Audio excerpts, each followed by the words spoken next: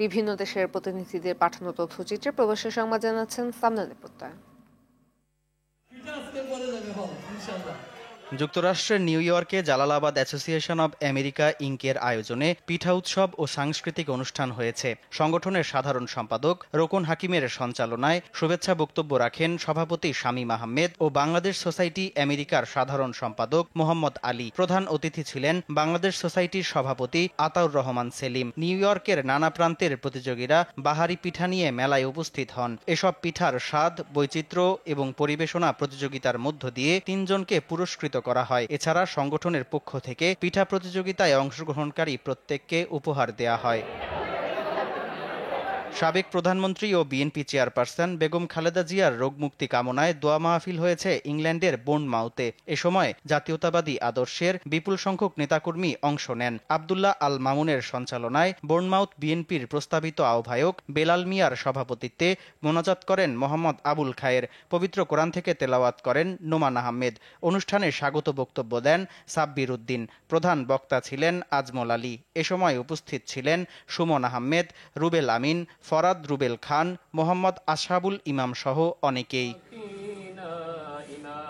জাতীয়তাবাদী স্বেচ্ছাসেবক দল পশ্চিম জার্মানি শাখার পূর্ণাঙ্গ আহ্বায়ক কমিটি অনুমোদন দেয়া হয়েছে। গেল ২৩ ফেব্রুয়ারি স্বেচ্ছাসেবক দল এক প্রেস বিজ্ঞপ্তিতে কমিটির অনুমোদন দেয়। মাহমুদুল হাসান ভুইয়াকে আহ্বায়ক, আরমান আহমেদকে সিনিয়র যুগ্ম আহ্বায়ক ও মোহাম্মদ জাহিদুল ইসলাম ও মোহাম্মদ সাইদুজ্জামান সানিকে যুগ্ম আহ্বায়ক এবং মোহাম্মদ রেদওয়ানুল ইসলামকে সদস্য সচিব করে ৫১ সদস্য বিশিষ্ট পূর্ণাঙ্গ কমিটি গঠন করা হয়। নবনির্বাচিত নেতারা কেন্দ্রীয় নেতৃত্বের প্রতি আস্থাশীল থেকে গণতন্ত্র প্রতিষ্ঠা ও সমৃদ্ধ বাংলাদেশ গড়ার প্রত্যয় ব্যক্ত করেন।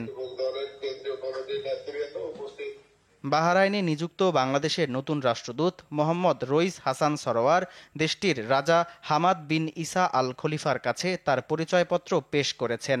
আল সাখির প্রাসাদে এক বর্ণাঢ্য অনুষ্ঠানে পরিচয়পত্র পেশ করেন তিনি। রাষ্ট্রদূত বাংলাদেশ সরকারের পক্ষ থেকে বাহরাইনের রাজাকে শুভেচ্ছা জানান এবং প্রধান উপদেষ্টা ডক্টর মোহাম্মদ ইউনুসের শুভেচ্ছা বার্তা পৌঁছে দেন।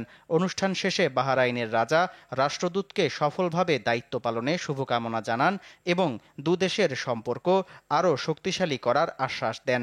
অনুষ্ঠানে উপস্থিত ছিলেন বাহরাইনের রাজার ব্যক্তিগত প্রতিনিধি Sheikh Abdullah bin Hamad Al Khalifa, জাতীয় নিরাপত্তা উপদেষ্টা lieutenant general Sheikh Nasser bin Hamad Al Khalifa, royal কোর্টের মন্ত্রী Sheikh Khalid bin Ahmed Al Khalifa, royal প্রোটোকলের প্রধান major general Khalifa bin Ahmed Al Fadhala. কাতারের রাজধানী দোহায় বন্ধন স্পোর্টিং ক্লাবের খেলোয়াড়দের হাতে নতুন জার্সি তুলে দেন ওমাস ট্রেডিং ও স্থানীয় বৈশাখী রেস্টুরেন্টের স্বত্বাধিকারী মুন্না খান। এ সময় উপস্থিত ছিলেন মোর্শেদ আলম, এম এ সালাম সহ প্রবাসী বাংলাদেশিরা। কাতারে সন্দ্বীপ জাতীয়তাবাদী ফোরামের সাধারণ সম্পাদক শামীমের বাসভবনে সৌজন্য সাক্ষাৎ ও মতবিনিময় করেছে কুয়েত বিএনপির নেতাকর্মীরা।